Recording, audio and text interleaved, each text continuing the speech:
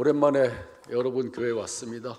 목사님 아마 취임하실 때 오고 지금 처음 온 것 같은데요. 그동안 다 잘 계셨어요?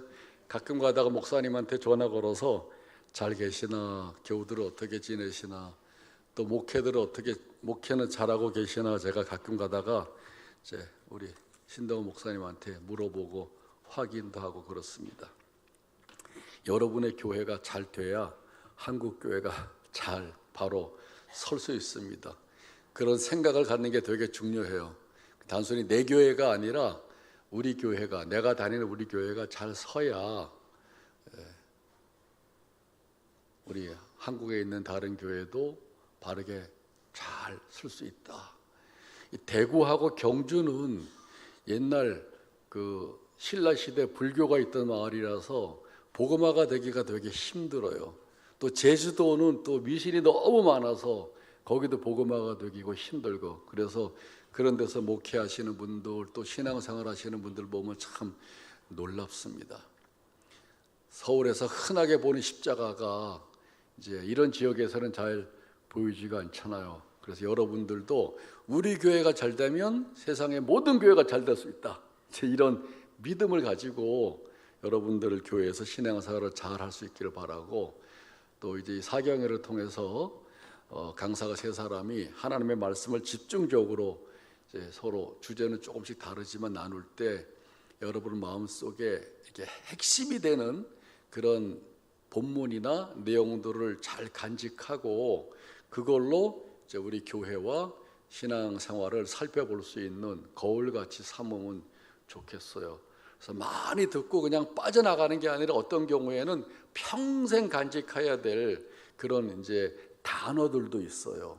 또 그런 관점들도 있고, 결국 신앙생활을 한다는 것은 세상을 바라보고 나를 성찰하는 관점을 형성하는 것입니다. 그 관점이 세속적 관점이 아니라 성경을 통해서 하나님께서 우리에게 원하시는 관점을 가지고 나도 보고 세상도 바라보고 교회도 보면서 살아가는 것이죠. 그래서 모처럼 여러분들의 사경회를 준비했는데 어떤 말씀을 나눌까 하다가 이제 세 사람이 각각 어떤 내용을 가지고 하냐 그랬더니, 장동환 목사님은 이제 가정사역의 전문가니까 가정에다가 초점을 두고, 또 우리 오동선 목사님은 또 문화사역에다가 초점을 두고, 그래서 저는 오랫동안 교회를 연구해 왔고 이 교회와 또 참된 교회에 있는 우리 그리스도인들이 어떻게 해야 바르게 든든하게 세워져 갈 수 있을까, 그래서 거기에다가 초점을 맞추면 좋겠다. 그리고 교회가 사실은 교인들한테 희망인데, 그렇지만 교회는 교회 바깥의 사람들한테도 희망이에요. 그렇게 생각 한번 해보셨어요? 교회는 우리에게만 희망이 아니라 교회 밖의 사람들에게도 희망입니다. 그게 바로 예수님이 말씀하시는 교회는 세상의 소금이고 빛이라고 하는 거잖아요. 교회를 통해서 하나님은 보이지 않지만 하나님의 영광의 빛을 보는 거예요. 그러니까 교회는 우리에게만 희망이 아니라 교회 바깥의 사람들에게도 희망이어야 한다.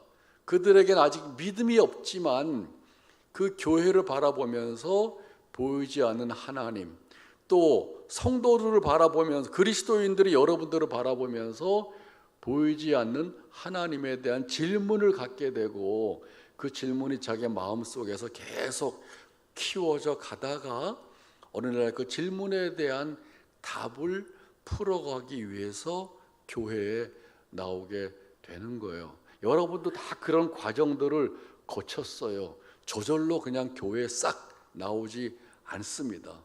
어려운 일도 당하고 또 생각지 못했던 그런 힘들도 있고, 하여튼 제가 요즘 느끼는 것은 사람들 사는 과정에서 어려움이 없는 사람은 한 명도 없다는 걸 제가 느끼고 있어요. 그것도 또 한 가지 어려움도 아니고 그냥 수고하고 무거운 짐이 너무 우리에게 어깨를 짊어지고 있어서 이 짐을 어떻게 우리가 짊어지면서 살아가냐. 엄마에게는 자녀가 짐도 되고, 자녀에게는 엄마가 짐도 되고, 남편에게는 아내가 짐도 되고, 아내에게는 남편이 짐도 되고, 때로는 우리 직장도 짐이고, 뭐 하여튼 짐이 아닌 게 없어요. 인생이라는 게 그런 과정을 거쳐서 이제 살아가는 건데, 그러려면 그거를 대면하고 통과해 나가고 극복해 나가야 될 힘이 있어야 되잖아요. 힘을 어디서 얻어요? 첫째, 우리에게 주신 하나님의 약속의 말씀에서 힘을 얻어요. 약속은 상황이 전혀 나에게 이루어지지 않아도 일단 이 약속의 눈으로 나를 보고 내 삶을 보고 세상을 바라보는 거예요. 때로는 이를 악물고, 말씀하고 세상의 삶은 너무 달라요. 말씀은 이렇게 약속했지만 내 세상은 약속하고 거리가 멀어. 그럴 때 세상이 나의 삶에 빠져버리면 나는 거기에 그냥 절망하게 되고, 절망적인 상황이라도 하나님의 주시는 약속의 말씀을 믿고 천지를 창조하고 지금도 세상을 주관하시는 하나님이 거짓말 장이가 아니라면 이 말씀을 이루시겠지. 믿음을 가지고, 때로는 안 믿어지면 이를 악물고라도 어쨌든 그 믿음을 가지고 하나님을 바라보는 거예요. 첫 번째, 약속의 말씀. 두 번째가 내가 살아온 삶의 여정을 되돌아보는 거예요. 여기까지 온 거는 내 힘으로 왔을까? 아니면 하나님의 인도하심으로 왔을까? 인도하심이 우리가 고백하는 은혜입니다. 은혜가 빼버리면 우리는 아무것도 아니에요. 그래서 내가 살아온 삶을 돌이켜보면은 하나님이 그때그때마다 나에게 개입하시고 우리 가정에, 나의 개인의 삶에, 우리 교회에 개입하신 것을 기억하셔요? 기억해야 되는데, 저는 제 노트북에다가 나의 삶에 하나님이 개입하신 사건 해가지고 돌아보면서 쫙 요새 적어가고 있어요. 어디서부터 적어가는지 아세요? 제가 태어나오기 전부터 하나님이 개입하셨다는 사실을 깨닫게 됐어요. 하나님이 여러분 내 던진 게 아닙니다. 세상에 보내시고 개입하시는데, 믿음이 없으면 그게 하나님의 일이라는 걸 깨닫지 못하지만, 믿음이 있는 사람들은 약속의 말씀을 통해서 하나님의 뜻을 깨닫고 자기의 삶을 통찰해 보거나 성찰해 보면서 하나님의 개입하심을 깨닫는 것이죠. 제가 태어나기 전에 과정에 어떻게 하나님이 개입하셨냐고요? 저도 잘 몰랐어요. 우리 아버지 5남매고 아버지가 셋째 아들인데 아버지가 할머니 할아버지와 함께 살았어요. 그래서 저는 어릴 적부터 할머니 할아버지랑, 할아버지 진지 잡수세요, 5살에 문 열고 밭에서 일하시는 할아버지한테 했는데, 지금 손녀랑 같이 사는데 손녀가 할아버지 진지 잡수세요 그래가지고, 야, 내가 지금 70이 넘었는데 한 65년 전에 했던 얘기를 우리 손녀가 똑같이 하고 있구나. 제가 그거 들어요. 근데 제가 세상에 태어날 때 할머니가 춤을 췄다는 거예요. 너무 기뻐가지고. 제가 이뻐서 춤을 췄나? 왜 춤을 추셨지? 사실 그걸 잘 몰랐어요. 그냥 같이 살고 있는 아들이 맏아들을 낳았으니까, 3남매 중에 맏아들인데, 맏아들이니까 할머니가 좋았나 보다 막 춤추셨대요. 아무도 몰랐지. 비밀이 하나 있었더라고. 그 비밀이 뭐냐 하면, 제가 사춘기를 험하게 보냈어요. 사춘기를. 여러분 자녀 중에서도 사춘기, 오늘도 어떤 목사가 얘기 들어봤는데, 어릴 때 너무 착하다가 12년 동안 교회를 안 나갔대. 어머니는 신학대학교 교수인데. 그래서 어머니가 자기 일하는 신학대학에 오지 말라 그랬대. 담배 냄새 난다고. 어떻게 12년 만에 돌아와서 목사가 돼서 일하는지 모르겠어요. 얼마 전에 독일에 갔더니 스위스 쭈리히라고 유명한 공대인데, 거기서 박사학위 받고 천문학으로 박사학위 받고 천체 물리학으로, 교수가 너 앞으로 30년은 네 세대가 될 거야. 한국 사람인데 그렇게 말했대요. 근데 지금 이제 딱 박사학위만 받고 지금은 컨설팅 회사에 다닌대요. 그거 안 하고. 근데 얘가 5년 동안 사춘기를 보냈더라고. 5년 동안. 얼마나 힘들어요, 부모가. 5년 지나고 나서 어머니 아버지 오랫동안 참아주셔서 감사합니다. 그 말할 때 나도 눈물이 나더라고요. 야, 그 엄마 아버지가 그 아버지가 아들 얼굴 안 보이려고 아버지가 도망 다녔대. 자기 얼굴을 보면 아들이 짜증을 내니까. 어떻게 5년 동안 그렇게 살았을까? 그러면서 아버지가 목사니까 한인교회 목회도 하고, 엄마가 사모님 역할도 하면서 그 5년을 그렇게 지낸 거예요. 저는 그 정도는 아니지만 어쨌든 사춘기를 힘들게 지냈는데 어느 날 아버지가 저한테 본인도 얘기 안 하던 얘기를 자기도 모르게 그냥 내가 너무 속상하게 하니까 팍 얘기 나오니 깜짝 놀란 얘기를 들었어요. 야, 네 엄마가 몸이 약해서 네 앞에서 2명을 유산하고 너를 3번째 골라 잡은 거야. 그 얘기를 제가 처음으로 들었어요. 어머니가 몸이 약하셨거든. 선생님이었어요. 그러니까 제 위에 첫 번째, 2번째가 자연유산이 됐나 봐요. 난 제가 3남매에서 맏아들이니까 내가 첫 번째 아들이라고 생각하고 내 밑에 동생이 있고 또 여동생이 있으니까 제가 첫 번째라고 늘 그렇게 살았는데 아버지가 어느 날 그렇게 얘기를 하시더라고. 그러니까 왜 할머니가 내가 태어났을 때 춤을 췄는지를 알게 됐어요. 요번에도 못 날 뻔했는데 제가 세상에 태어났잖아요. 이런 놀라운 일들로부터 시작을 해서 하나님이 초등학교 1학년 때 친구들이랑 방죽 아세요? 방죽 저수지? 거기 놀러 갔다가 배를 탔다가 배가 저수지 안으로 들어가면서 물이 들어오면서 물에 빠져 죽을 뻔했는데 제가 맨 먼저 뛰어내려가지고 헤엄치고 나오고 그 다음날 아침에 선생님이 너무 놀라가지고 자기네 반 아이들 7명이 전부 죽을 뻔했으니까 앞에 나와가지고 종아리 맞고 손 들고 섰던 기억도 나고 그때도 하나님이 나에게 개입하실지 오늘 내가 되기까지 이렇게 해서 돌아보면 하나님이 여러분의 삶에 개입하신 사건들이 굉장히 많을 거예요. 그런 모든 여정들이 오늘 여러분들의 모습을 만들어 낸 거예요. 여기까지 저절로 오지 않았습니다. 그래서 우리는 늘 2가지 하나는 하나님의 약속의 말씀을 계속 기울이면서 우리에게 주신 약속의 말씀을 마음에 새기고 그 약속의 말씀으로 나를 보고 우리의 삶을 보고 교회를 바라보고 세상을 바라보는 거예요. 예언자들 보면은 도저히 꿈꿀 수 없는 어둠 속에서도 하나님이 새날을 만들어 주실 거라는 약속을 믿고 깜깜한 어둠 속에서도 새벽이 올 거라는 희망을 가진 사람들이 예언자들이에요. 그래서 이런 예언자의 희망도 가져야 되겠구나. 예언서를 읽으면 그런 믿음이 생겨요. 그러니까 말씀은 그냥 말씀으로 줄줄 읽지 말고 하나님이 여러분에게 주신 언약의 말씀으로 그렇게 마음에 새기면서 읽으세요. 오늘 여러분 마음속에 확 각인됐으면 좋겠다라고 하는 게 교회라는 무엇인가라고 할 때 교회를 그리스도의 몸이고 또 성도들의 공동체고 굉장히 다양한 단어로 설명할 수 있겠지만은 저는 여러분 마음속에 꽉 각인돼서 기억했으면 좋겠구나라는 단어 3가지를 제가 골라서 제목으로 잡았어요. 그게 첫 번째 진정성이라고 하는 단어, 진정성. 2번째가 공동체성. 3번째가 일상성. 우리가 교회하고 그리스도인의 삶을 떠올리면 이 3가지가 나에게 우리에게 있는가? 이건 딱 성경에서 나온 이야기예요. 그냥 제 얘기가 아니라. 그래서 성경 본문들이 지금 3개가 있는 거예요. 그러니까 첫 번째가 뭐예요? 진정성. 2번째가 공동체성. 3번째가 일상성.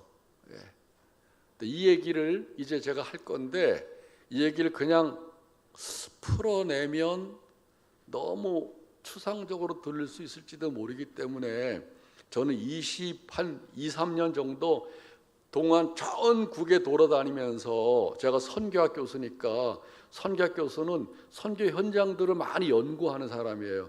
세계 선교 현장도 갔지만 국내 선교 현장 제주도부터 완도부터 강원도 다 가서 교회들을 연구하고 교회를 볼 때 저는 그냥 보지 않아요. 평범하게 보질 않고 그 교회를 이제 다양한 시각으로 보는데 그중에 오늘 여러분들에게 강원도 홍천에 있는 도심리 교회로 다 여러분들을 데리고 가고 싶어요. 사실은 그 교회는 목사님들도 모시고 가고 외국에서 손님들도 모시고 가고 작은 교회예요. 여러분들의 10분의 1도 안 될 거야 아마. 그런 이제 작은 농촌 교회인데 그 교회에 왜 데리고 갈까? 그 교회 가서 뭘 보게 할까?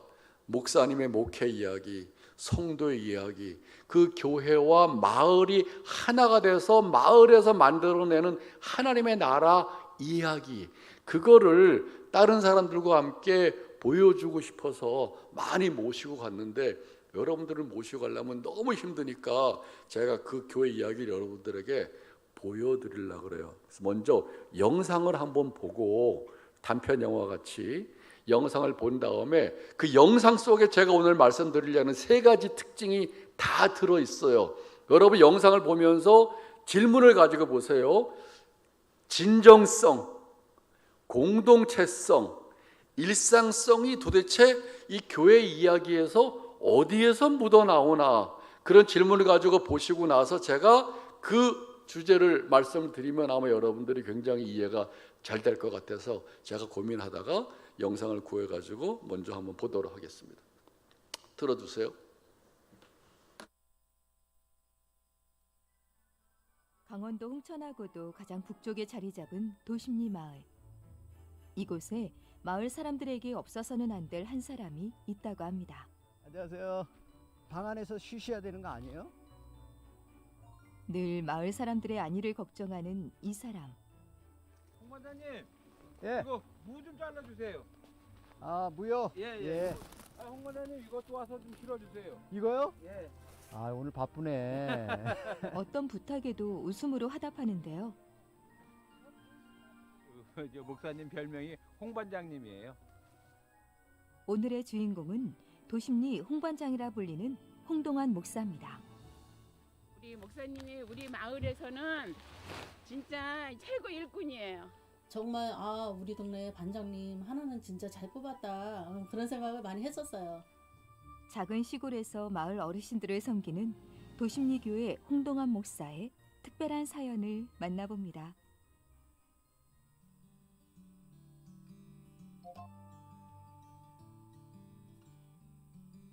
도심리 마을에도 겨울이 찾아왔습니다.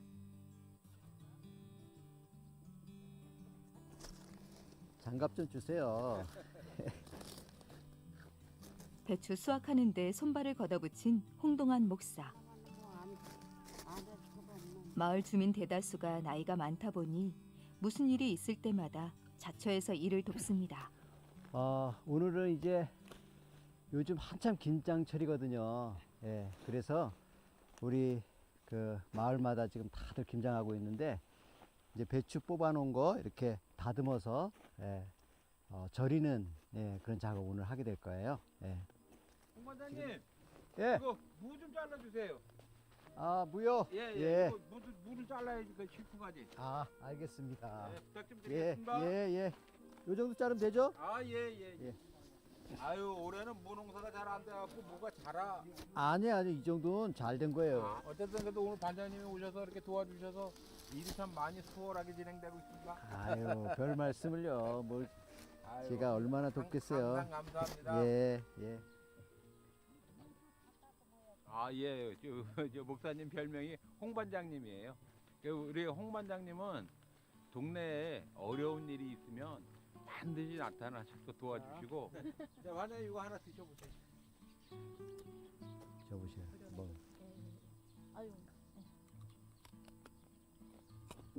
어때요? 올해 맛있어요? 올해 김치 해야 될 것 같아요? 예.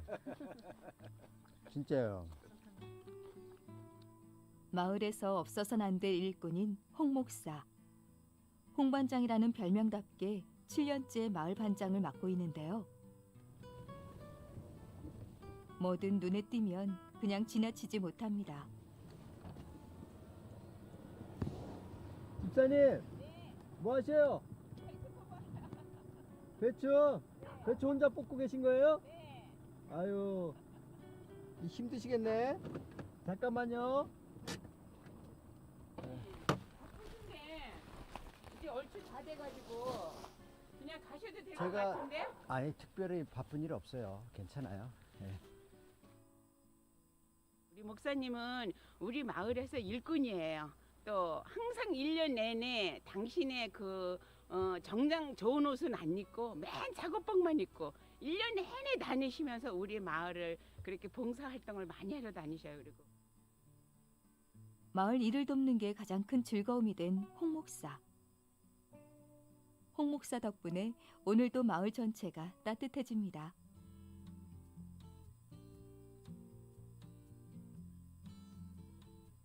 그날 오후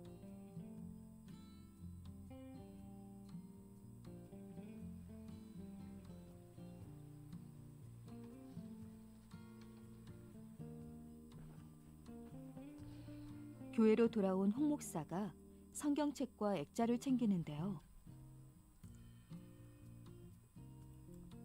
며칠 후 이사를 앞둔 도심리 교회.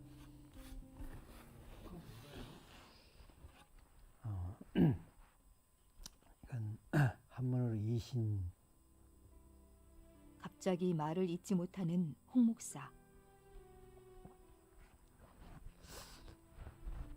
이신칭의라는 그런 말이죠.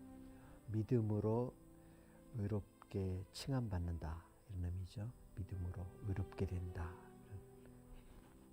이곳에서 목회를 하게 된 그런 계기 또 동기 그런 모든 것 또 열매 그런 모든 것이 담겨져 있는 이거를 기록하신 우리 집사님이 우리 도심리 교회를 이렇게 시작하게 하셨고 또 저의 목회가 이곳에서 시작할 수 있도록 했던 그런 계기가 된 것이거든요. 그래서 너무 의미가 있고 저에게는 교회를 저희가 이제 이전하면서 이거를 꼭 좀 간직하고 우리 이전하는 교회도 이거를 꼭 이렇게 가지고 가서 우리 교회의 하나의 그 신앙의 유산으로 이렇게 남기고 싶은 마음으로 이렇게 챙겼습니다. 새 예배당으로 이전을 앞두고 이곳에서의 지난 11년의 목회 생활이 물밀듯 떠올려지는 홍 목사.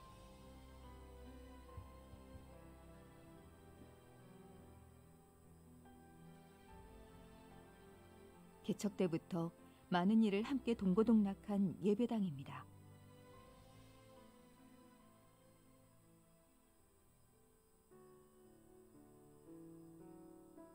홍 목사는 과거 아프리카 선교를 꿈꾸며 오스트레일리아에서 4년간 선교 훈련을 받았었는데요. 그런데 그곳에서 선교사들의 이중적인 모습과 서로에 대한 미움과 갈등이 그의 발길을 돌리게 만들었습니다. 서둘러 귀국한 후 선교단체에서 일하던 젊은이들과 공동체성 회복을 계획하며 2002년 이 산골로 들어오게 됐습니다. 하지만 순탄치 않았습니다. 힘들었던 그 기간이 있었던 것 같아요. 출입도 하지 못하게 막고 막 그랬습니다. 그래서 정말 그 오랜 시간 이제 이들과 대화를 나누고 설득하고 하면서 마침내 이제 반상회를 열어서 마을 주민들하고 이제 약속을 했습니다. 뭐 기도원을 세우지 말 것, 또 그 다음에 장애인 시설을 하지 말 것, 또 환경을 오염시키지 말 것 이런 약속을 반상회 때 이제 했어요. 그래서 그 요구를 제가 받는 순간 이제 좀 당황이 되죠. 왜냐하면 저는 목사고 또 선교사로 나가려고 준비했던 사람이 복음을 전하지 말라고 한 이곳에 내가 어떻게 해야 되느냐라는 그 의문이 제 안에 들면서 이제 당황을 좀 했죠. 그때 성령께서 정말 제게 마음의 응답을 주셨어요. 그래서 이제 제가 마을 주민들한테 제가 집집마다 다니면서 예수 믿으라고 말하지 않겠습니다. 이렇게 말하고, 그 다음에 이제 내 속으로 내가 말로는 예수 믿으라고 말하지 않겠다. 복음 전하지 않겠다. 그러나 내 삶과 내 행동으로 복음을 전하겠다. 그게 그때 성령께서 주신 그 지혜이고 말씀이었어요. 말없이 행동으로 복음을 전하자는 홍 목사의 진실된 마음에 어느새 마을 사람들의 얼어붙었던 마음도 녹기 시작했습니다. 첫 세례를 받았던 주민을 시작으로 지금은 마을 주민의 절반 이상이 교회를 나오게 되었고 마을 한가운데 교회를 새로 건축하는 기적까지 일어났습니다.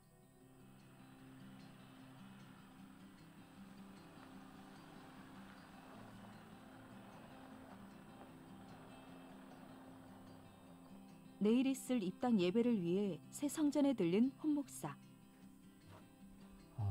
우리 교회가 처음 저희가 개척한 교회는 마을 맨 끝자락에 있어서 너무 멀고 오기가 또 겨울에 눈이 오면은 거의 차로도 오기가 불가능한 그런 곳이에요. 그래서 우리 성도들도 그렇고 또 우리 마을 주민들도 교회가 좀 마을 중간쯤에 왔으면 좋겠다 그런 요청들을 저한테 하기 시작했어요.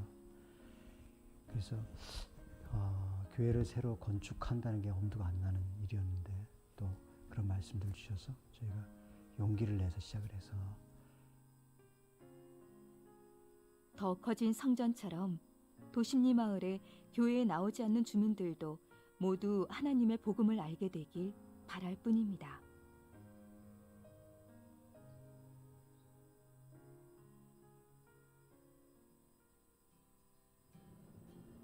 잠시 후 어디론가 급히 이동하는 홍 목사. 무슨 일이라도 일어난 걸까요? 지금 그 우리 이영수 집사님이 그 모타 펌프가 고장이 나가지고요. 그 물을 쓸 수가 없어가지고 제가 지금 거기 고쳐주러 지금 가는 길입니다. 또 시골 분들이 이제 또 그런 분들이 많죠. 기계에 대해서 모르니까 고쳐달라고 하시는 분들이 많이 있어요. 제가 가서 고쳐드리고 그러죠. 마을 분들이 찾으면 때와 장소를 가리지 않고 곧장 찾아갑니다. 집사님 계세요? 아이고 안녕하세요. 예. 집사님, 아이고, 예, 아니. 아이고. 아니 뭐 김장 네. 속 준비하는구나. 김장, 예. 있었는데. 근데 이렇게 많아요? 네. 어디 주문 들어온 거 있고 그렇죠? 네네. 어떻게 모타 펌프는? 모타 펌프요 네. 여기 있는데. 예. 그 잘 쓰셨던 것 같은데. 네.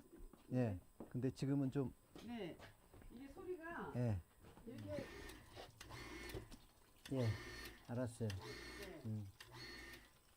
이거 저 시내가에서 들어오는 그 호스 네. 이거 보온 장치 잘 해놨어요?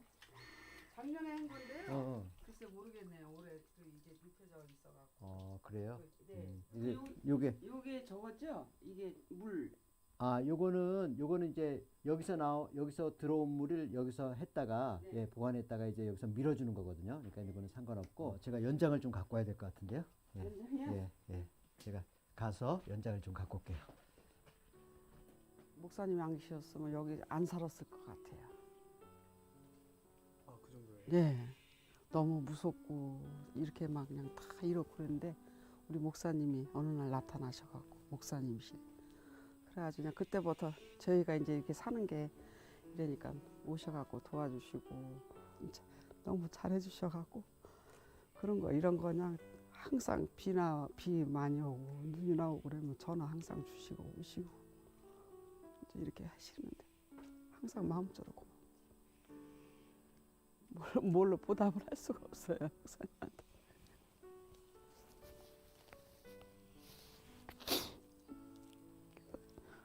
근데 어떻게 이제 우리 목사님 참 항상 보면 너무 힘들게 하셔요. 동네 이제 저희가 이제 제일 힘들게 사니까 이런 거 저런 거 뭐 전기 하다못해 뭐 이런 뭐 나무 뭐 이런 거 다 걱정해 주시고 그래서 그 목사님 때문에 이렇게 지탱하고 살아요. 네. 이제 고쳤으니까 그 관리 잘 하시고 예. 따뜻하게 이렇게 하면 올 네. 겨울 괜찮을 거예요. 청국장 준비해놨어요. 청국장이요? 예. 예. 잡수고 가셔요. 아니에요. 오늘 잡수고 가셔요. 거예요. 괜찮아요. 제가 끓인 거예요. 아, 그래서 그래요? 저 점심 준비해놨는데. 예, 알겠습니다. 네, 감사합니다. 예. 네. 예. 홍 목사의 작은 살핌은 냉랭했던 마을 사람들에게 따뜻한 온기가 되어 주었습니다. 하나님 은혜를 감사합니다. 우리 이영수 집사님, 또 김정욱 집사님, 하나님 늘 지켜주시고 보호해 주셔서 감사드립니다. 또 귀한 식탁 우리 대합니다. 하나님 주신 귀한 음식 먹고 영육이 더 강건하고 오직 하나님의 영광을 위하여 살아갈 수 있도록 도와주시옵소서. 김장하는 가운데 있는데 하나님 몸 아프지 않게 하시고 또 이 김장 잘 정리할 수 있도록 도와주시옵소서. 예수님의 이름으로 기도합니다. 아멘. 우리 두 분이 이렇게 세상적으로, 그지? 물질적으로 막 잘 살고 그런 것보다도 이렇게 믿음을 가지고 조금씩 이렇게 자라고 그런 것이 저는 큰 기쁨이에요. 어떻게 보면은, 그죠? 마을이 전체가 다, 그죠? 다 하나님의 자녀가 돼서 같이 예배하고 서로 사랑하고 그런 우리 마을이 되고, 그죠? 그런 꿈을 우리가 꾸고 얼마나 이게 가슴 벅찬 꿈인지 몰라요. 그죠? 예. 그렇게 될 줄 믿습니다. 아멘.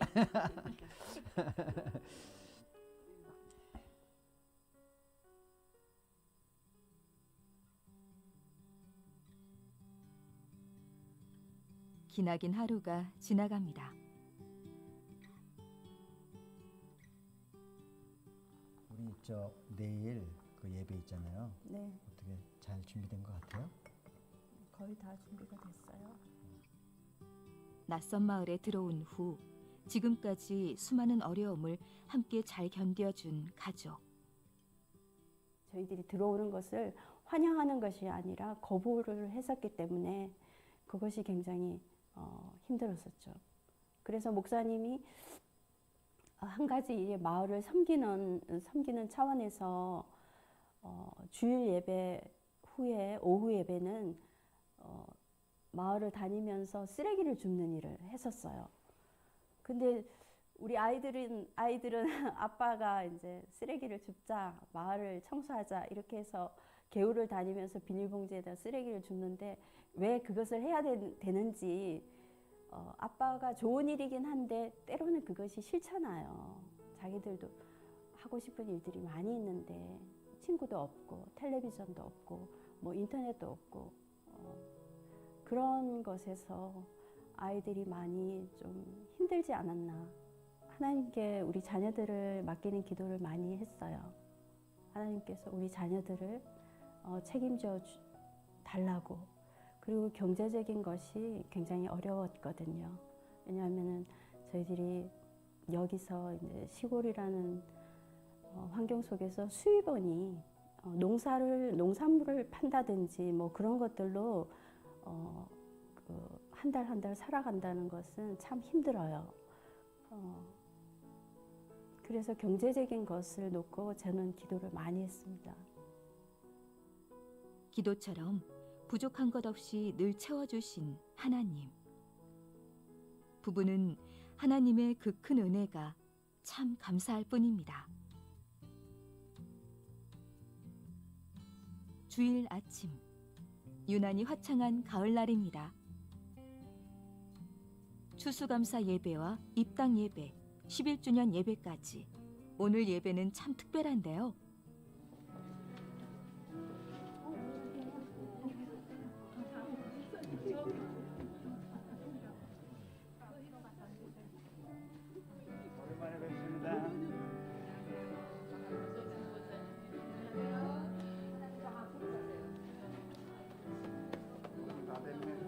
오랜만에 뵙습니다. 기도하겠습니다. 교회 건축 입당 감사 예배를 드리게 하신 하나님께 감사드립니다.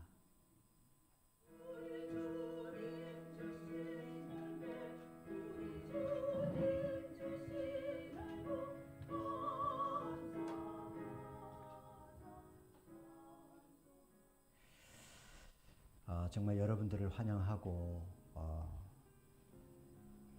정말 놀랍지 않습니까? 저는 이거를 보는 것 자체가 너무 놀랍습니다. 또 여러분들하고 함께 이 자리에 있다고 하는 것이 벌써 6개월 전만 하더라도 여기가 그냥 하나의 야산이었고 벌판이었는데 인류를 구원한다라는 그런 의미가 그 안에 있기 때문입니다. 그래서 예수님의 죽음과 부활을 표현할 수 있는 곳이 어딜까요? 그건 예수님의 무덤입니다. 그렇죠?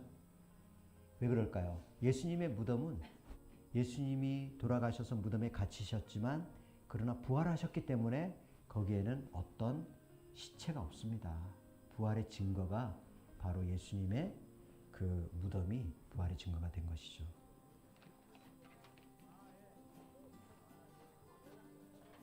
마을 한가운데 새로운 성전에서 드리는 예배로 오늘은 마을 전체가 잔치 분위기네요.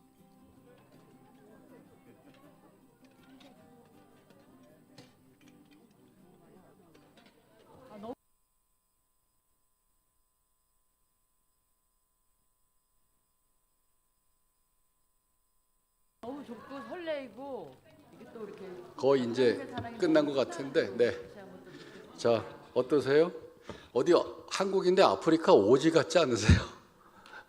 홍천 군 도심리 12개 골짜기에 교회가 없는 지역인데 목사님이 처음에 교회 하려고 들어간 게 아니라 선교 공동체로 들어갔다가 목사님이 들어온 거를 사람들이 돌이랑 나무로 막았는데 이제 아까 말씀한 것처럼 몇 가지 서약을 하고 또 집집마다 다니면서 전도하지 않겠다고 약속을 하고 들어갔는데 몇 년 지나고 나서 이제 그 막았던 사람이 목사님에게 찾아와서 그날 그분 칠순잔치에 목사님을 초대해서 갔더니 술이 이렇게 취해가지고 여기까지 취해가지고 목사님 우리도 이제는 낮에 열심히 일하고 밤에는 예배드리는 교회를 시작하면 좋겠어요. 그래서 목사님이 깜짝 놀라가지고 알겠습니다. 그러고서 이제 그 다음날 다시 가서 어르신 어저께 말씀하신 거 기억하시냐니까 기억한다고. 그래서 그 막았던 사람의 요청으로 교회가 시작된 거예요. 그 위에 있는 작은 교회를 시작을 했고 그 다음에 이제 또 마을 초입으로 교회가 옮겼으면 좋겠다 해서 옮겼습니다. 이 영상을 여러분들이 보여드려도 약간 걱정이 되는데 여러분이 갑자기 우리 신동호 목사님한테 목사님 우리 집에 보일러 고장 났는데 와서 고쳐줘요. 목사님 김장하는데 손이 모자라요 와서 김장 도와줘요. 그럴까 봐 약간 걱정되는데 예. 어쨌든 그건 여러분들이 알아서 하시고. 자, 어때요? 이런 교회가 있구나. 이런 교회가 한국인데 그냥 단순히 사람들 모여서 예배드리고 가는 게 아니라 추수감사절은 교인들만을 위한 감사가 아니라 온 마을이 다 와서 교회 안 다니는 사람도 마치 마을 축제같이 그렇게 함께하는 그런 교회가 있구나. 어떠세요? 여러분 이런 교회 하고 싶지 않으세요? 이래 교회가 다니는 재미도 있고 교회 다니는 사람, 교회 안 다니는 사람 서로 딱 나눠가지고 교회 다니는 사람끼리만 다니는 그런 닫혀있는 교회가 아니라 문턱이 열려서 하나님은 교인들만을 사랑하는 것이 아니라 모든 사람들을 사랑하시는 그 하나님의 사랑을 우리가 먼저 깨닫고 경험한 것이지 우리만 깨닫고 경험한 게 아니기 때문에 먼저라는 게 중요해요. 먼저 깨닫고 경험했어요. 그 먼저에 이제 사명이 들어있는 것이죠. 아직 하나님을 똑같이 우리를 사랑하듯이 사랑하시는 이 하나님의 사랑을 어떻게 이웃들과 나눌까? 집집마다 다니면서 전도하지 마시오 할 때 안 하겠습니다. 근데 내가 선교사가 될 사람이 전도하지 않는다고 사역하는 게 이게 말이 되나? 마음속에서 떠오르는 생각이 말로는 전도하지 않겠다. 이게 이분의 목회의 아주 중요한 원리가 될 줄은 그때는 몰랐어요. 그분의 존재와 삶이 사람들에게 감동을 준 거죠. 친한 사람일수록 사실은 말로 영향받기는 어렵습니다. 물론 말도 필요하지만은 무한한 인내와 어려움을 잘 믿음으로 극복하고. 저 사모님은 대구 영락교회 출신이에요. 여기 대구 사람이에요. 그 강원도 지금 오지에 들어가서 살고 계시지만 제가 우리 동네에서 마을 마을 교회를 20몇 년 동안 연구하기 때문에 우리 교회, 우리 동네에서 이제 새로 단지가 생겨가지고 그 한 열몇 집이 쓰레기를 우리 집 앞에다가 버려요. 우리 옹벽 밑에다가. 근데 아파트 살 때는 다 경비원이 있지만은 아무도 시골에서 누가 나서서 하지 않잖아요. 그 쓰레기 제가 매주마다 치웁니다. 수요일 날 싸우면은 점점 사람들이 집을 많이 지니까 쓰레기가 점점 많아져. 그리고 그걸 지켜야 되는데 배출 기준을 안 지키면 쓰레기를 안 가져가요. 그럼 잔뜩 쌓여놓으면 목요일 날 아침에 가서 제가 또 정리하고, 어떤 때 속에서 막 이런 게 막 올라와. 약 오르고 그냥 막 화가 나고 그럴 때마다 제가 누굴 떠오르는지 아세요? 홍동안 목사를 떠올려요. 25년 동안, 저건 이제 옛날 건데 25년 동안 동네 어른들이 부탁을 했는데 한 번도 거절한 적이 없대요. 어떻게 그렇게 했냐 그랬더니 한 번이라도 거절하면 다시는 부탁하지 않기 때문에. 야, 이 목사님의 영성이 어떻게 형성됐을까?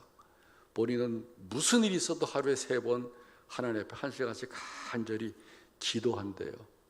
이분도 사람이라 속상한 일들이 엄청 많지만은 하나님의 사랑을 받아서 교회와 동네 사람들을 사랑하는 것이죠. 이 목사님을 떠올리면서 나도 막 치밀어 오르는 이 화와 약 오르는 거를 그냥 다시 누르고, 이 목사님에 비해서는 난 아무것도 아니야. 벌써 제가 지금 몇 년째 하고 있는지 아세요? 4년째 혼자 하고 있습니다. 매주마다 쓰레기를 돌보는 일을. 이 홍 목사님 끼친 영향이 엄청나요. 여러분도 기회가 되면 우리 장로님, 여전도의 남성교회 소풍 겸 경치도 좋으니까 가을에 한번 소풍 가서 교회도 보고 목사님의 이야기도 듣고 그러면 너무 좋을 것 같아요. 봐야 됩니다. 현장을 봐야, 말씀으로 듣기만 하면은 감동이 안 돼. 변화가 안 돼요. 근데 직접 사는 걸 봐야 이렇게 신앙생활을 하는 게 가능하구나.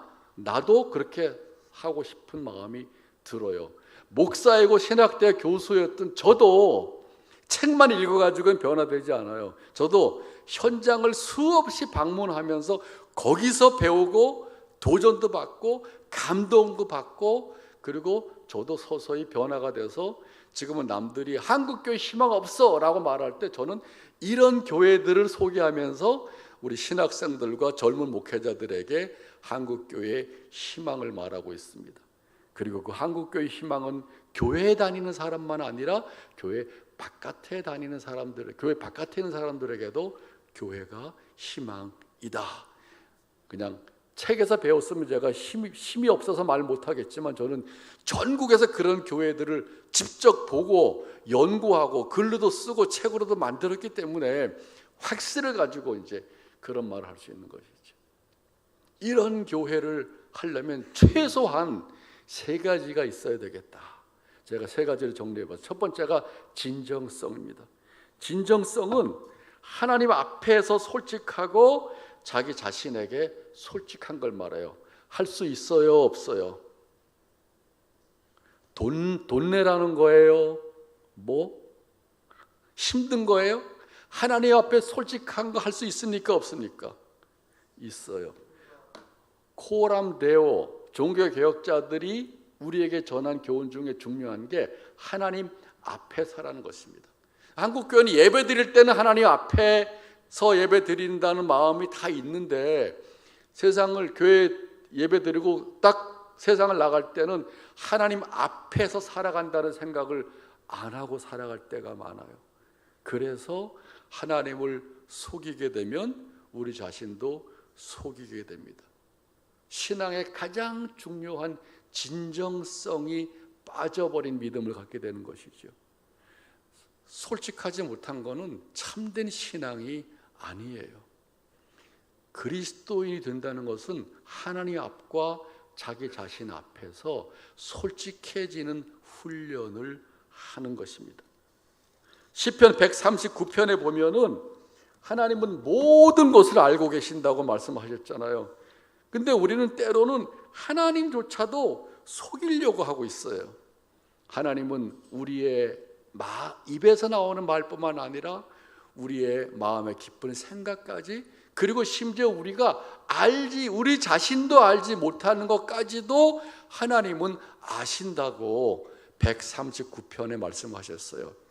그 말씀 나중에 집에 가서 읽어보세요. 시편 139편 굉장히 중요한 말씀인데, 이 말씀은 하나님이 우리에게 겁주려고 하는 말씀이 아니라 내가 너희의 모든 것을 알고 있기 때문에 그러니까 나에게 마음을 열고 나를 의지하고 신뢰하라는 격려의 말씀이에요. 여러분 자녀가 여러분 부모 앞에서 얼마나 편해요. 너 편해서 막 함부로 굴잖아. 왜냐하면 부모 앞에서는 숨길 거가 없으니까, 너무 다 아니까. 거기서 폼 잡겠어요? 거기서 가면을 쓰겠어요? 뭘 하겠어요? 부모가 너무 편한 것은 나를 너무나 잘 알고 있기 때문에 나를 있는 그대로 드러내는 거예요. 자기를 감추려고 하고 가면을 쓸수록 사실은 살아가는 게 너무 힘들어요. 근데 우리는 가면을 쓰고 살아갈 때가 많습니다. 연약하고 부끄러움을 감추려는 가면도 있지만은 때로는 세상이 우리에게 준 직업이라든가, 때로는 뭐 남자 여자에서 그 성의 어떤 그런 특정이라든가, 뭐 회사의 직분이라든가, 교회의 목사, 장로, 권사, 집사, 이런 것들도 전부 가면이 될 수 있어요. 하나님 앞에 우리 있는 모습을 그대로 드러내질 않고 그걸로 나를 인정시키려고 하고 다른 사람도 그걸로 보이려고 하는 것이죠.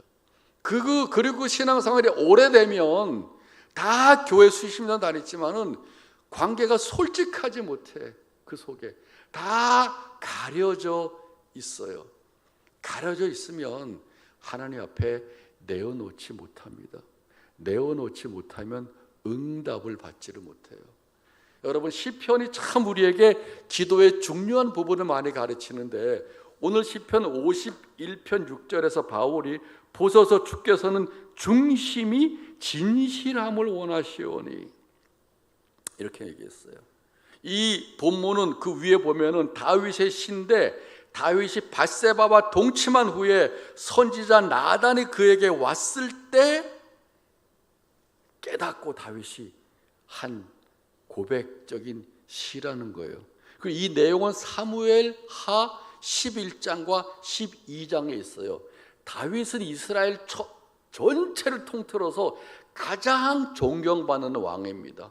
그리고 메시아의 표상이에요. 다윗의 자손이 우리를 구원할 메시아로 온다고 말하는 거예요. 그러니까 모든 이스라엘 백성들은 다윗을 너무 존중하고 중요하게 여기고 영웅이기도 하고, 심지어 메시아가 다윗의 자손에서 온다 그랬으니까 앞으로 올 메시아를 보여주는 상이기도 했거든요. 근데 이 사무엘 11장 12장에 보면 어떻게 했어요? 어릴 적부터, 소년 시절부터 믿음을 가지고 골리앗을 두려워하지 않고 용맹스러운 신앙을 가지고 살면서 평생 하나님과 동행했던 다윗은 평생 전쟁을 했거든. 그 다윗 시대의 가장 영토가 넓었어요. 솔로몬은 그거를 사실은 통치한 거예요. 아버지가 넓혀놓은 그 제국을. 그리고 나중에 솔로몬은 말기에 가서는 거의 이제 망하는 쪽으로 나갔지만, 그래서 왕국이 갈라졌잖아요. 그 엄청난 정치력을 보여줬고 군사적인 역량을 보였던 다윗이 자기도 모르는 사이에 그렇게 이스라엘과 전 주변의 나라들이 우러러보는 그 모습을 자기 자신이라고 착각한 거예요. 여러분, 여기에서부터 문제가 생깁니다. 목사나 신학대 교수는 하나님의 일을 하라고 저에게 주신 역할이에요. 그게 한국 일을 말하는 건 아닙니다. 장로님들도 마찬가지고, 집사, 권사. 여러분 직장에서도 일반적으로 직장 상사 뭐 하면 다 권위가 있고 힘이 있어서 밑에 있는 직원들이 꼼짝 못하지만은 그리스도인들은 그런 자세로 하면 안 돼요. 일과 소명이라고, 그래서 이런 성경 공부 교재를 제가 만들었어요. 3명이서. 그리스도인들이 교회 생활을 잘해야 되지만은 동시에 어떻게 세상 속에 들어가서 그리스도인다운 삶을 살아갈 수 있을까? 전도하지 말라고 말했지만 그분의 삶을 보고 사람들이 너는 어떻게 그렇게 살고 있니? 라고 질문을 가질 수 있게 한 부분은 뭘까? 그건 바로 진정성입니다. 모든 신앙이 진정성을 가지고 있는 신앙은 아니에요. 다윗이 그렇게 자기의 권위를 남용해가지고 충실한 신하인 우리아는 전쟁터에 가서 자기와 나라를 위해서 생명을 걸고 싸우는데 우리아의 아내 밧세바를 범하고 그리고 아기를 가지고 임신했으니까 그거를 덮어버리려고 우리아를 돌아와서 휴가해가지고 아내랑 동침하길 기대했지만 너무 충실해가지고 내 부하들이 지금 전선에 가서 싸우고 있는데 내가 집에 가서 편안히 살 수 없습니다. 아무리 얘기해도 그 말을 듣지 않고 그래서 다윗이 그러면 우리아의 손에다가 편지를 써가지고 요압이라고 하는 장군에게 우리아를 전선 맨 앞에다가 내보내고 나머지를 전부 뒤로 도망와서 우리아를 죽게 만들어라. 다윗이 이렇게 비겁한 사람이었어요. 이런 면도 있어요. 그래도 이거를 깨닫지를 못했습니다. 그래서 하나님이 나단을 보내서 다윗에게 얘기를 했어요. 양 100마리가 있고 옆에는 한 마리가 있는데 100마리 가진 사람이 손님이 왔어요. 그러니까 이 사람이 양 한 마리 있는 사람의 양을 뺏어가지고 잡아서 손님에게 대접을 했다. 있는 사람이 없는 사람 것까지 가져온 거예요. 다윗이 어떤 그런 놈이 다 있냐, 당장 데려와라. 능지처참하겠다고. 그럴 때 나단이 당신이 그 사람입니다. 여기서 되게 중요한 시점이 있는데 여러분, 저도 참 저 자신도 보고 우리 그리스도인들이 굉장히 성경도 읽고 신앙이라고 말하는데 중요한 부분이 뭐냐면 자기를 모른다는 거예요. 자기 잘못을 몰라. 당신이 그 사람입니다. 딱 했을 때 다윗이 자기가 그 사람인 걸 알았어요. 그리고 즉시 뉘우쳤습니다. 이 부분이 성찰입니다. 신앙은 성찰적인 신앙이 있어야 돼요. 한국교회 신앙이 너무 우리에게 하나님이 축복을 약속하고 예수 믿으면 출세하고 성공하고 뭐 잘 된다 계속 이렇게 가지려고 하는 욕구 충족의 신앙으로 너무 우리들을 70년대부터 한 4, 50년 동안 훈련시켜가지고 너무 거기에 많아서 오히려 교회 안 다니면서 자기 양심을 예민하게 갈고 다듬으면서 성찰하는 교회 안 다니는 불신자보다도 성찰이 못할 때가 많아요. 여러분, 성경은 우리에게 주신 약속이잖아요. 그래서 믿음으로 우리가 살아가는데 동시에 성경은 우리를 비추는 거울이기도 합니다. 거울은 우리 자신을 바라보게 하는 것이죠. 다른 사람에게 쉽게 털어놓지는 못해도 하나님은 나를 아시고 그리고 내가 나를 알기 때문에 그건 부인할 수 없어요. 그래서 사랑하는 성도 여러분, 신앙을 성찰하는 신앙을 가져야 됩니다. 해보세요. 성찰하는 신앙. 네, 한 번 더 시작. 성찰은 자기를 살피는 거예요. 자기 눈에 들보는 못 보고 남의 눈에 티를 보는 것도 성찰을 안 하는 신앙이고 못하는 신앙이잖아요. 신앙의 성숙함은 성찰 과정에서 나타납니다. 성찰하고 하나님이 나를 어떻게 보고 계시나, 하나님이 나에게 양심을 통해서 말씀하세요. 성경이 숨겨진 것도 드러나게 하신다. 그래서 그걸 인정하고 자기 자신을 돌이켜야 돼요. 우리 기독교인이 자랑할 만한 게 뭐냐면 회개하는 거예요. 돌이킴. 여러분, 회개가 없으면 어떻게 될까요? 그냥 죄가 덕지 붙어가지고 마음을 완전히 딱딱하게 만들겠죠. 우리가 주일날 와서 참여하는 기도도 드리고 물론 집에서도 성경 보고 이렇게 회개하지만은 회개를 하게 할 수 있는 그 전 단계는 성찰입니다. 진정한 성찰이 없으면 회개가 안 돼요. 회개가 피상적이 되고 막연하게 돼요. 어디서 돌이키는지를 알아야지 내가 바뀌는데 그 어디서 돌이키는 거를 뭉개버리면 진짜 내가 돌이켜야 될 부분의 지점을 잃어버리는 거예요. 회개가 우리를 아름다운 사람, 그리스도인으로 만들어갑니다. 할머니랑 대화를 많이 했어요. 제가 87세 때 할머니가 저보고 고등학교 때 얘기할 때 저랑 대화하다가 맞아, 그저 사람은 죽을 때까지 배워야 돼. 손자랑 얘기하다가 손자의 말에서 할머니가 깨달은 거를 저에게 말씀하시는데 그 이야기가 제 마음에 팍 박혀서 지금 이제 저도 우리 할머니처럼 죽을 때까지 나는 배우겠다. 손주한테도 마음을 열어놓고 배우고 나보다 어린 사람한테도 제자들에게도 배우겠다. 사실 오늘 이 세 가지 주제는 제 제자 목사하고 대화하다가 깨달은 거예요. 진정성과 공동체성과 일상성은 각각 따로따로 저는 수도 없이 얘기를 했지만은 제자랑 얘기하다가 교회가 가지고 있어야 될 가장 최소한의 요소가 이 세 가지라고 말할 때 맞아, 제가 제자한테 배웠어요. 배우려면 어떻게 되죠? 마음이 오픈이 되어야 됩니다. 잘난 척하고 탁 닫아버린 사람은 발전이 없어요. 성장이 없어요. 예수 믿는 사람이 정말 멋있는 사람이 될 가능성은 하나님이 부르시는 그날까지 내가 세상에서 어떤 위치에 있었고 얼마나 많이 공부하고 얼마나 많은 경력을 가지고 있다고 하더라도 그 전부 가면에 불과한 것이지, 그건 하나님이 나를 이 세상에 살아가는 동안에 어떤 역할을 위해서 주신 것이지, 신앙으로 생각한다면 그거 자체가 내가 아니라는 것을 날마다 고백해야 됩니다. 그렇지 않으면 우리는 껍데기의 인생으로 살아가요. 그게 난 줄 알아요. 다윗처럼. 왕이 다윗인 줄 알았다고 자기 자신은.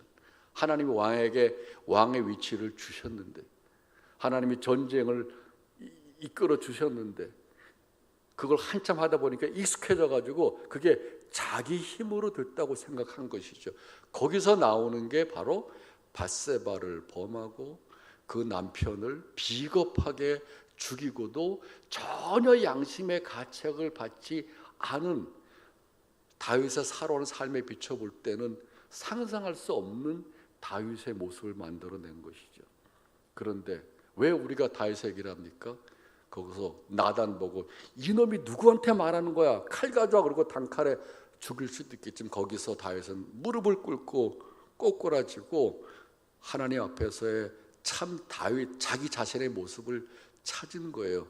왕이 자기가 아니라는 걸 깨달은 거예요. 이게 바로 진정성입니다.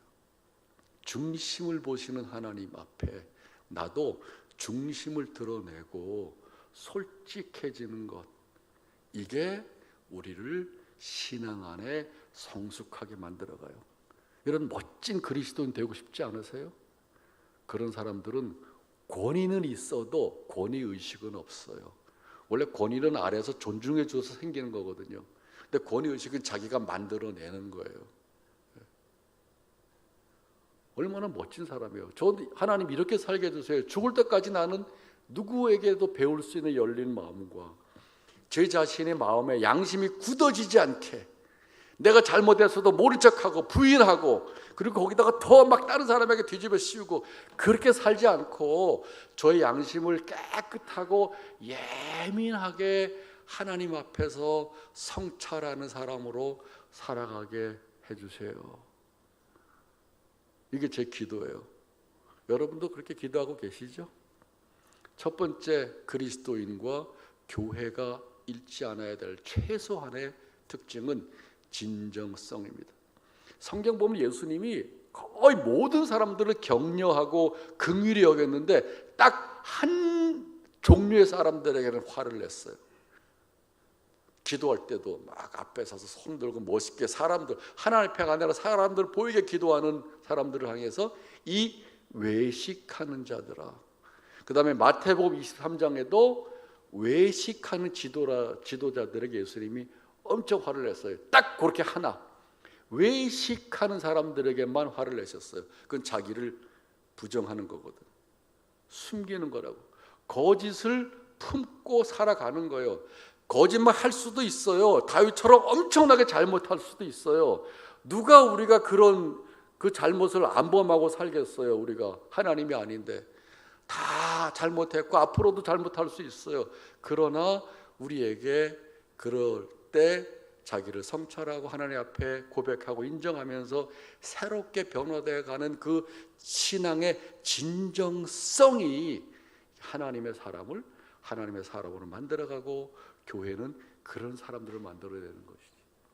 그런 그리스도인들이 직장에서 이웃에서 살아갈 때 우리 홍동환 목사님처럼 말로는 전도하지 않아도 그분의 살아가는 모습을 3년, 5년 동안 사람들이 지켜보고 5년 동안 그러고 나서 어느 날 목사님을 찾아와서 얘기를 한 거예요.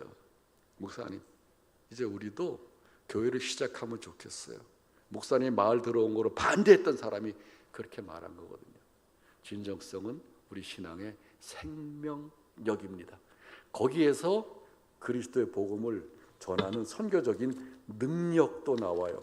두 번째가 공동체성인데 이거는 내일 새벽기도 때 더 자세하게 말씀을 드릴 거예요.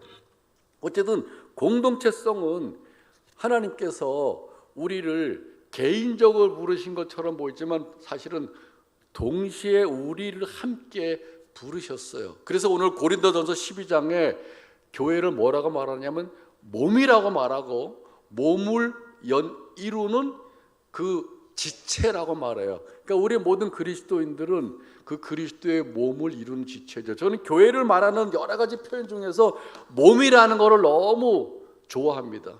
왜냐하면 몸은 생명력이 있는 거거든요. 이 교회 건물이 아니에요.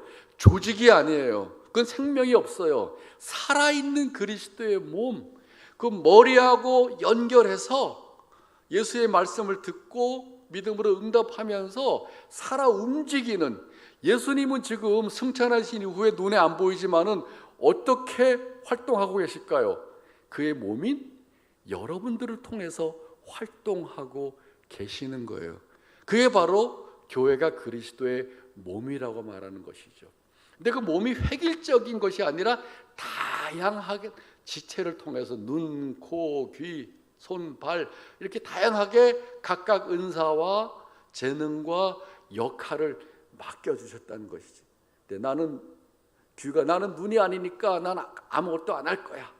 뭐 입이, 나는 코가 아니니까 냄새 뭐 아무것도 안 할 거야. 이런 식으로 하면은 마비가 된다는 거잖아요.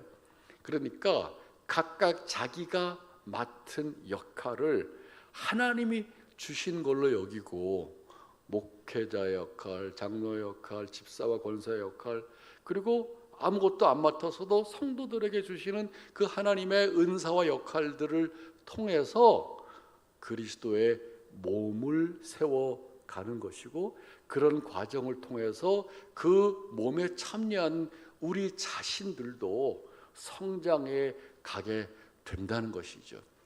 그러니까 교회를 지체로 말하는 건, 몸과 몸을 형성하는 지체라는 것은 너무 멋있는 표현이에요. 이렇게 표현하는 부분이 거의 없어요. 그냥 기계 같은 조직이나 조직이에요. 여러분 회사에서 말할 때 조직이 중요하잖아요. 조직을 이루는, 때로는 사람이 조직의 기계 부속품처럼 그렇게 여기는 경우도 많잖아요.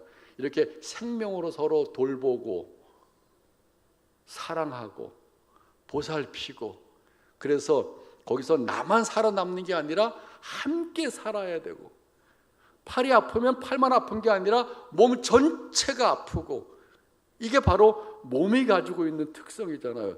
이런 공동체가 어디 있어요? 모든 세상은 그저 경쟁, 무한 경쟁, 4살 때 고시 학원에 보내고 영어 학원에 보내고 왜 그래요? 개인적으로 무한한 경쟁 속에 어릴 때부터 집어넣어요. 그걸 못하게 했더니 그 고시반을 들어가기 위한 준비반을 3살짜리부터 한다는 거예요. 2살 기저귀 차고 온 애들한테 준비반을 시킨다는 거예요. 이게 한국 사회의 모습이에요.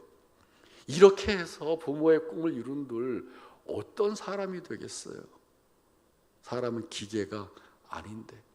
성경이 우리에게 교회를 말하는 것은, 그리스도인들의 삶을 말하는 것은 공동체로 말하는데 여러 가지 비유가 있겠는데 그 비유를 그리스도의 몸이라고 말하고 그 몸을 구성하는 역할이라고 말했어요. 그 역할에 여러분의 존재 가치와 의미가 있습니다. 고린도전서 13장 4절부터 7절에 보면 사랑에 대한 얘기가, 사랑은 오래 참고, 사랑은 시기하지 않고, 사랑은 질투하지 않고, 사랑은 무례하지 않고, 사랑은 온유하고. 근데 모든 사람 속에 질투와 시기가 있어요. 그게 어디서 나오냐면 비교하기 때문에 나와요.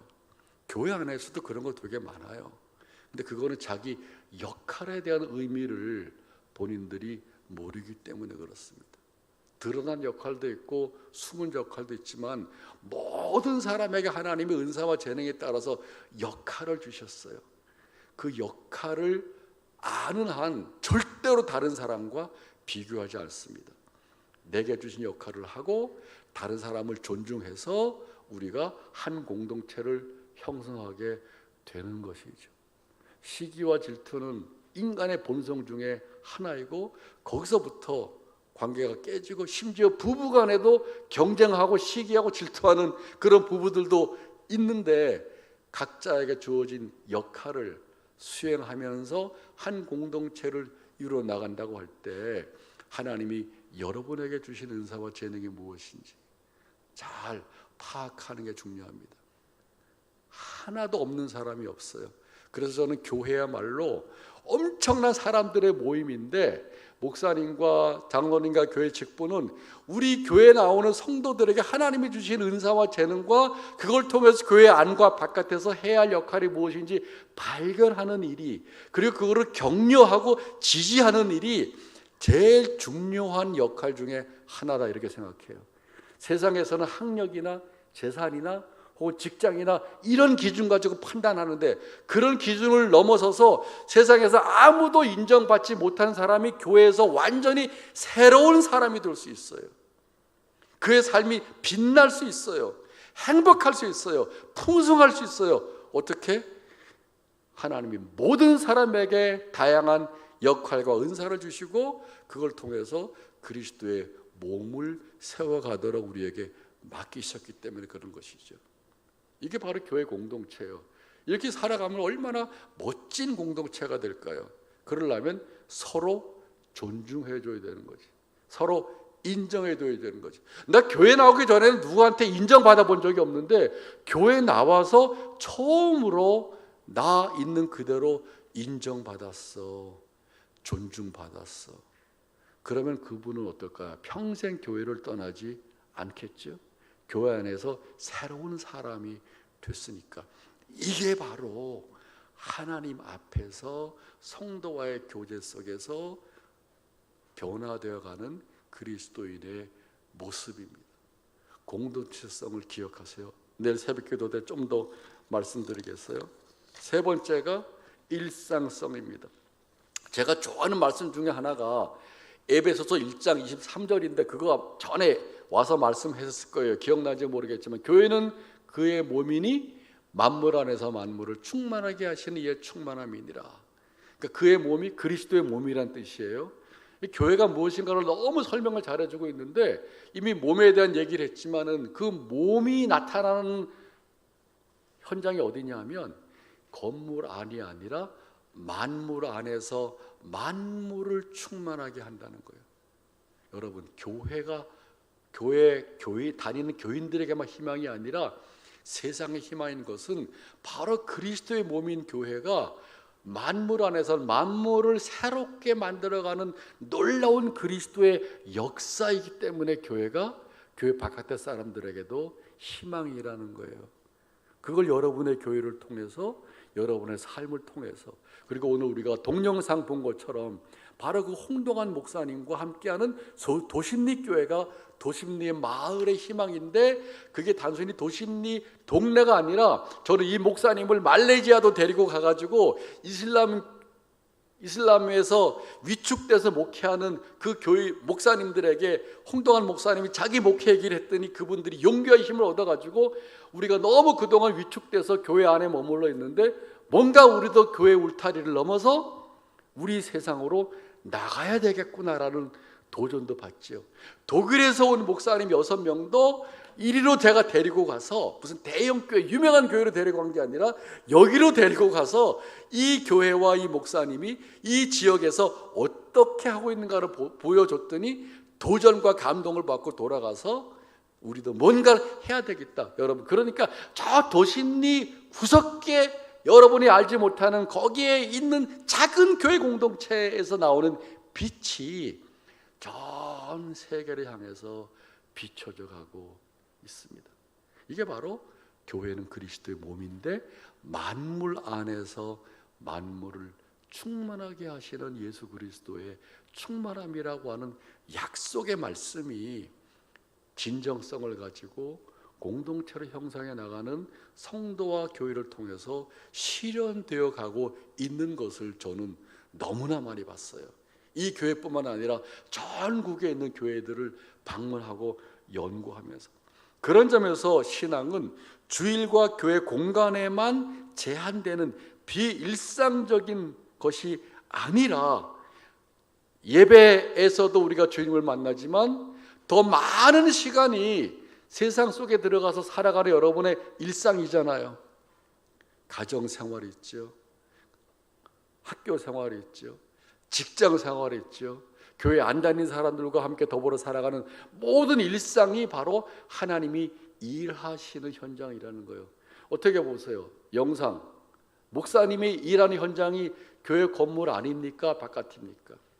하나님의 놀라운 역사가 교회와 마을 전체를 다 포함하고 있잖아요. 거기서 일하는 놀라운 하나님의 역사가 그 지역을 넘어서 한국과 세계로 확장돼 가고 있잖아요. 일상이 그리스도인들에게 소중한 것은 하나님이 일하시는 공간이고 시간이기 때문에 그렇습니다. 여러분들이 이렇게 교회 안으로 불러서 하나님께서 은혜를 주시고 깨닫게 하고 감동을 받지만, 다시 여러분들을 날마다 여러분의 삶의 현장으로 파송하는 거예요. 나는 보냄을 받은 자입니다. 한번 해보세요. 시작. 나는 보냄을 받은 자입니다. 요한복음 20장 21절에 아버지가 나를 보내신 것처럼 나도 너희를 보낸다 할 때 이 말씀이 오랫동안 선교사들에게만 적용된다고 생각했어요. 그래서 가든지 보내든지, 우리는 보내는 선교사야, 가는 사람은 선교사들이야, 그렇게 오랫동안 생각해 왔지만 이 본문은 사실은 모든 그리스도인과 교회에 1차적으로 해당되는 말씀이에요. 여러분의 가정과 여러분의 매일 만나는 직장과 여러분의 매일 살아가는 일상이 교회하고 똑같이 소중한 공간이고 소중한 시간이라는 사실을 기억하시기 바랍니다.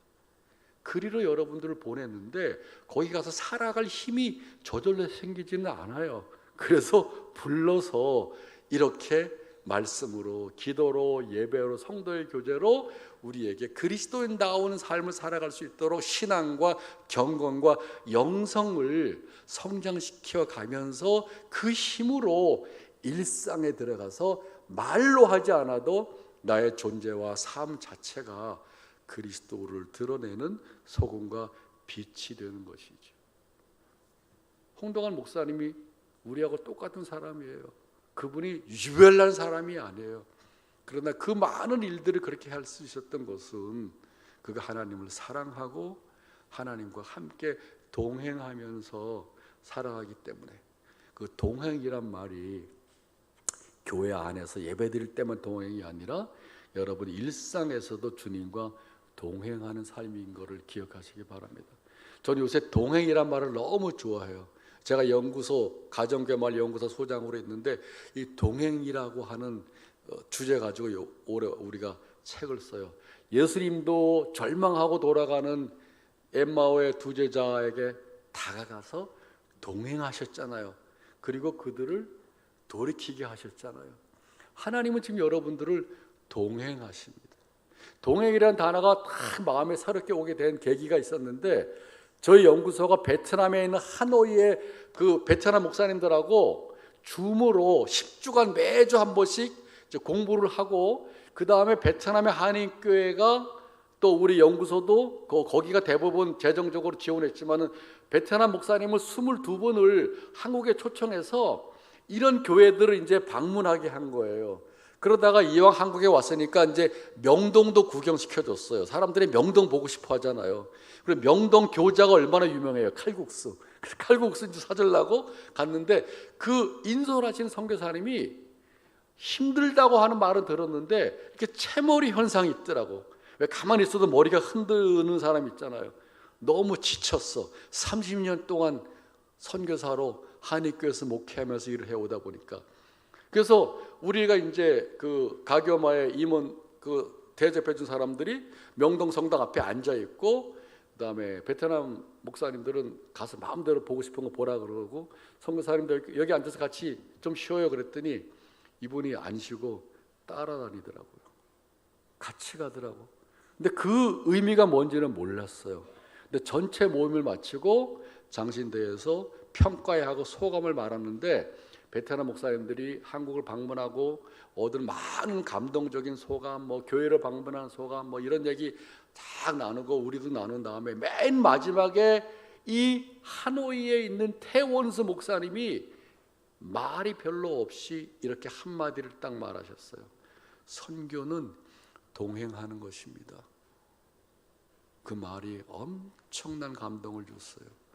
보통 선교사는 인솔한다고 말하거든. 여러분, 인솔하고 동행하고 어떤 차이가 있는지 아시죠? 인솔은 앞에서 끌어가는 거예요. 인솔은 여기에 속해 있는 사람이 아니라는 거예요. 나는 앞장서고 선교사고 당신들을 한국에 와서 내가 데리고 다니는 사람이죠.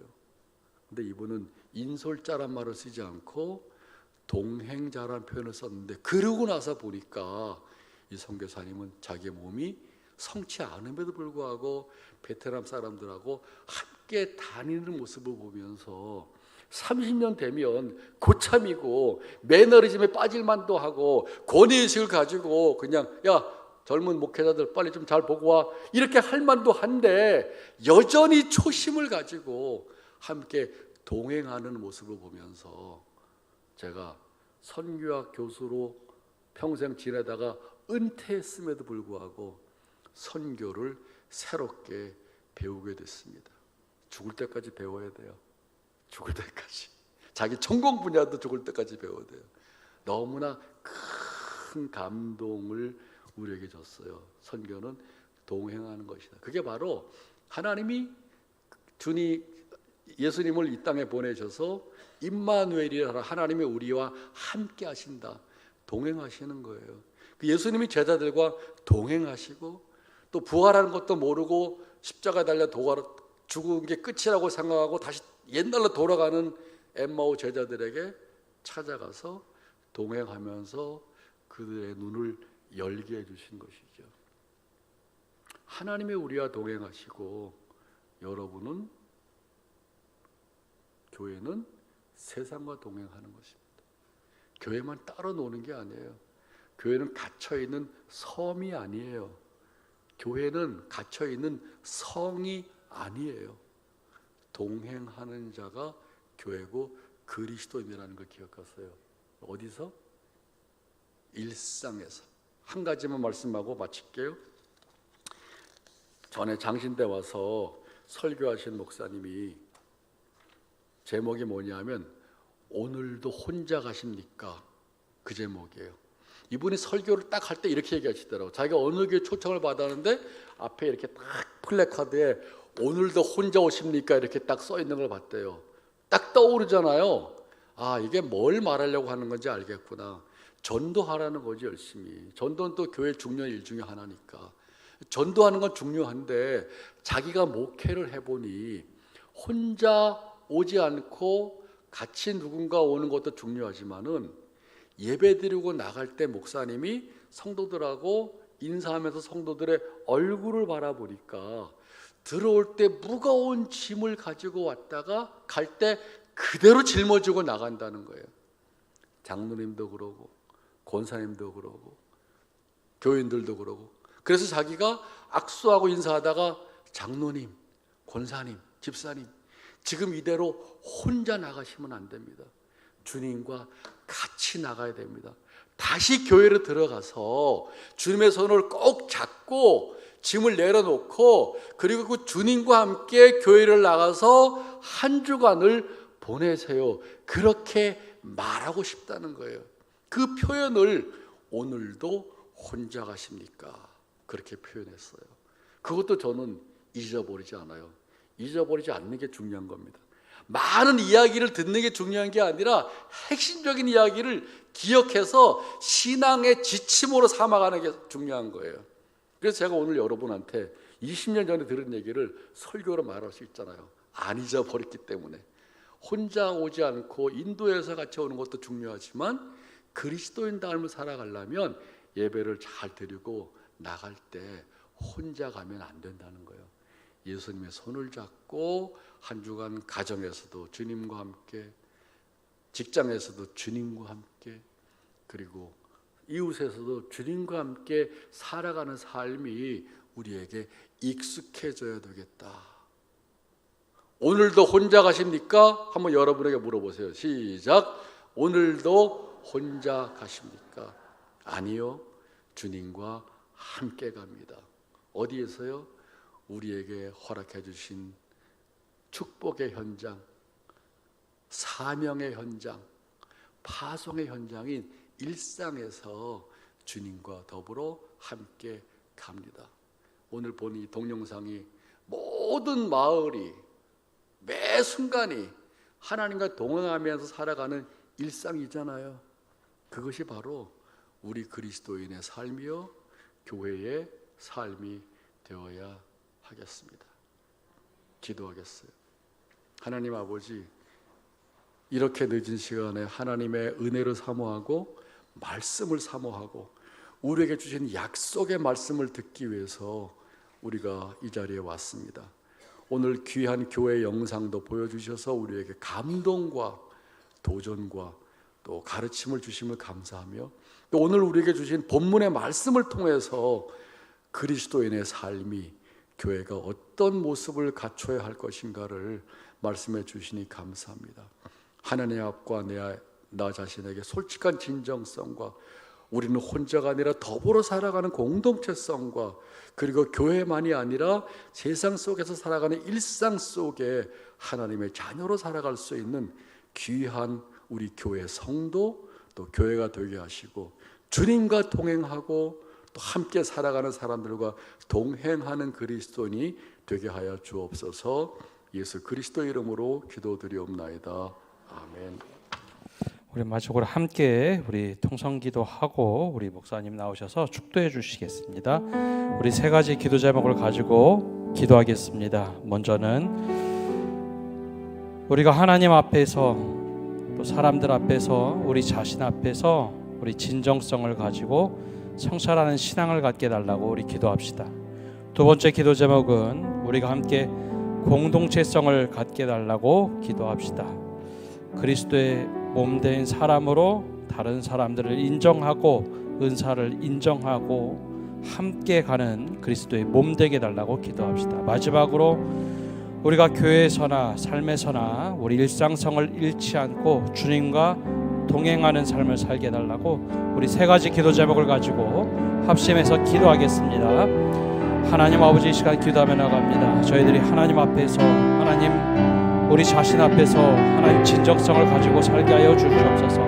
약속의 말씀을 가지고 우리가 붙잡고 살아갈 때 하나님, 우리가 그 말씀으로 우리를 비춰보게 하시고 하나님 앞에 어떻게 서 있는지, 우리가 내 자신 앞에서 어떻게 서 있는지 돌아보는 저희가 되게 하여 주시옵소서. 우리의 부끄러운 모습이 있을 때 하나님 그 말씀 앞에서 우리를 거울로 비춰보고 하나님 우리 자신이 하나님 앞에 온전한 진정성을 가지고 살아갈 수 있도록 힘을 주시옵소서. 하나님 또한 우리가 함께 살아가는 저희들이 되게 하여 주옵소서. 죄성으로 인해서 우리가 갈갈이 찢어지고 나 자신이 중요하고 하나님 선악을 알게 하는 나무를 먹고 교만할 수밖에 없는 우리들이 주님 앞에서 하나님 주님이 머리 되셔서 우리에게 말씀하신 바대로 살아갈 수 있는 지체가 되게 하여 주옵소서.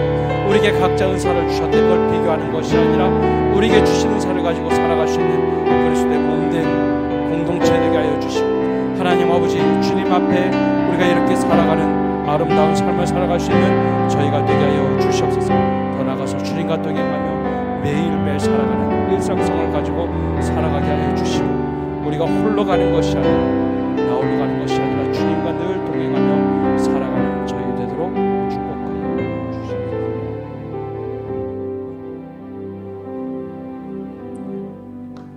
이제는 교회 머리가 되시고 온 세상의 주인 되시는 우리 예수 그리스도의 은혜와 하나님 아버지의 극진하신 사랑하심과 성령의 내주 교통 함께 하심이 그리스도의 몸된 교회와 또한 몸의 지체로서 진정성과 공동체성과 일상성을 가지고 살아가기를 다짐하는 사랑하는 귀한 하나님의 자녀들과 삶 속에 지금부터 항상 함께 하기를 간절히 축원하옵나이다. 아멘.